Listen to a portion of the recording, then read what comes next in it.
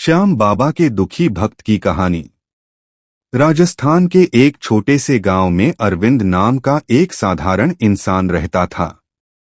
अरविंद बचपन से ही बहुत धार्मिक प्रवृत्ति का था।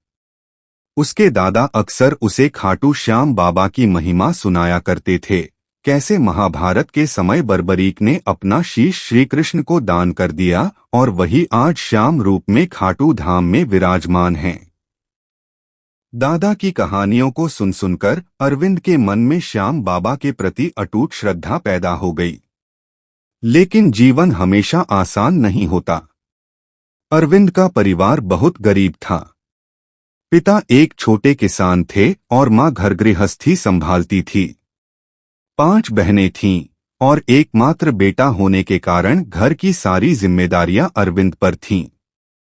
वह पढ़ाई में अच्छा था, लेकिन गरीबी के कारण 10वीं के बाद उसे स्कूल छोड़ना पड़ा।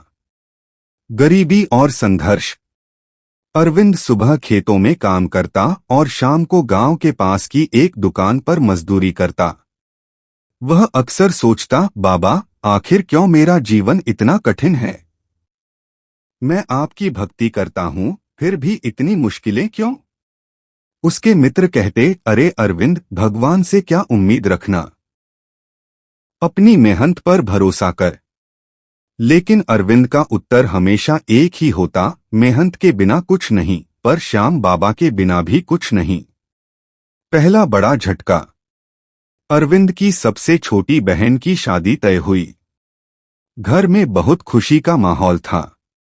लेकिन शादी से ठीक 1 हफ्ता पहले उसके पिता की अचानक हार्ट अटैक से मृत्यु हो गई। घर की खुशियां पल भर में मातम में बदल गईं। मां फूट फूट कर रोने लगीं, बहनें सहम गईं और अरविंद पर जिम्मेदारियों का पहाड़ टूट पड़ा। शादी रोकना संभव नहीं था, वरना लड़की की इज्जत पर सवाल उठते।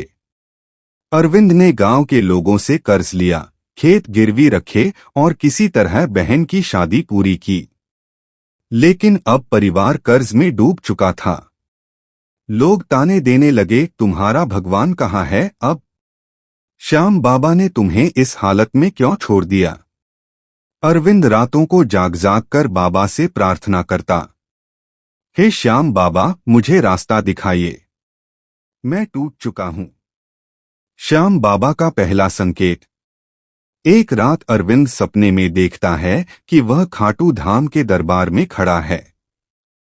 बाबा का भव्य दरबार है, लाखों भक्त हैं। बाबा का स्वर उसके कानों में गूंजता है, पुत्र अरविंद, धैर्य रखो।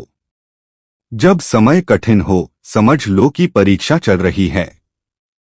मैं तेरे साथ हूं। सुबह जब अरविंद नींद से उठा, उसकी आंखों में आंसू थे। उसने मां से कहा, मां, बाबा ने संकेत दिया है, हम हार नहीं मानेंगे। और भी दुख। लेकिन कठिनाइयां यहीं खत्म नहीं हुई। कर्जदार रोज घर आकर पैसे मांगते। खेत अब गिरवी होने के कारण किसी और के कब्जे में चले गए थे। घर में खाने तक के लाले पड़ गए। अरविंद काम की तलाश में शहर गया। कई जगह दर दर भटका, लेकिन पढ़ाई कम होने के कारण कोई अच्छी नौकरी नहीं मिली। वह रिक्शा चलाने लगा। गर्मी में पसीने से तरबतर होकर भी वह यात्रियों को ढोता। रात को लौटकर मंदिर में दिया जलाता और कहता, बाबा, आज दिन भर बहुत थक गया, पर भरोसा है आप मेरी नाव पार करेंगे। मां की बीमारी। कुछ महीनों बाद उसकी मां गंभीर रूप से बीमार पड़ गईं। दवाई के पैसे नहीं थे। अरविंद अपनी कमाई का हर रुपया मां के इलाज में लगाता, लेकिन हालत बिगड़ती गई। डॉक्टर ने कहा, अगर तुरंत बड़े अस्पताल ले जाओ तो बच सकती हैं, वरना देर हो जाएगी। लेकिन बड़े अस्पताल के लिए पैसे कहां से आते? अरविंद ने गांव-गांव जाकर मदद मांगी, लेकिन लोग ताने मारकर मना कर देते। मां ने आंसुओं से भरी आंखों से अरविंद से कहा, बेटा, इतना परेशान मत हो, मेरी चिंता मत कर। श्याम बाबा हैं ना, वही मेरी रक्षा करेंगे। चमत्कार की शुरुआत। उसी रात अरविंद रोते रोते मंदिर गया और बाबा के सामने गिर पड़ा। बाबा, अगर आप हैं तो मेरी माँ को बचा लीजिए। मैं आपका भक्त हूँ, पर अब टूट चुका हूँ। अगर मेरी माँ चली गई तो मैं भी जी नहीं पाऊंगा। कहते हैं कि जब दिल से पुकारो तो भगवान जरूर सुनते हैं। अगले दिन गांव में एक साधु आए। उन्होंने अरविंद की हालत देखी और बोले, बेटा चिंता मत कर, तेरी माँ ठीक होगी। श्याम बाबा ने मुझे यहाँ भेजा है। साधु ने कुछ औषधि दी और कहा कि श्रद्धा से इसे माँ को पिलाओ। आश्चर्यजनक रूप से अगले ही दिन माँ की तबीयत सुधरने लगी। कुछ हफ्तों में वह पूरी तरह ठीक हो गईं। गांव के लोग दंग रह गए। सबने कहा, सचमुच श्याम बाबा ने चमत्कार किया। नया जीवन। इस घटना के बाद अरविंद का विश्वास और गहरा हो गया। उसने प्रण लिया कि वह हर साल खाटू धाम पैदल जाएगा। धीरे धीरे उसका भाग्य भी बदलने लगा। एक व्यापारी उसकी ईमानदारी से प्रभावित होकर उसे अपने गोदाम में काम पर रख लिया। अरविंद दिन रात मेहनत करता। कुछ वर्षों में वह व्यापारी का विश्वासपात्र बन गया। उसने अपना छोटा सा कारोबार शुरू किया और कर्ज धीरे धीरे चुकाने लगा।